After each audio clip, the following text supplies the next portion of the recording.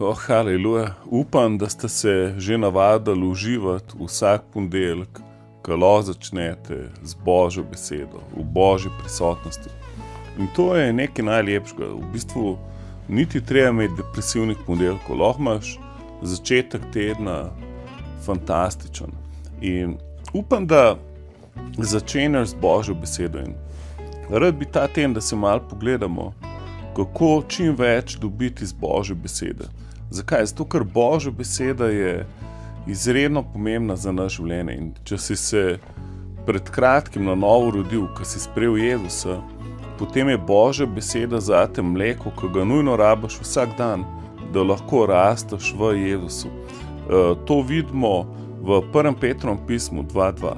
Kot pravkar rojeni otroci, zakoprnite po pristnem duhovnem mleku, da boste z njegovo pomočjo rasli v odrešenje.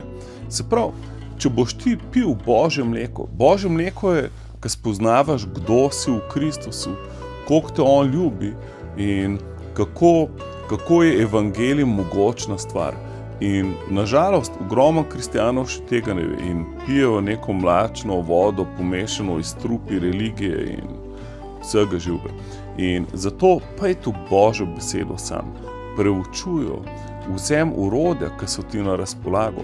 Lahko greš na spremi.si, imaš takoj na literaturi 2 povezavi do Svetega pisma na internetu, aplikacije, lahko jih poslušaš, lahko jih bereš, preučuješ, lahko vzameš knjigo in začni v Janezovem evangeliju, recimo, in potem pa naprej, čez apostolska dela in tako naprej.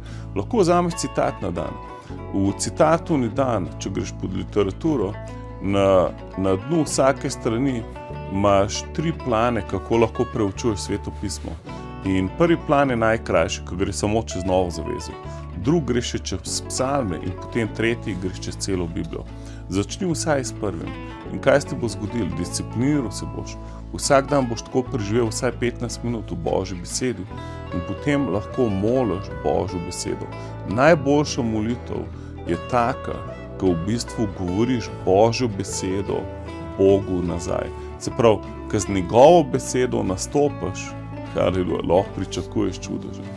Bodite blagoslovljeni, naj Božja beseda obilno prebiva v vas. Haleluja.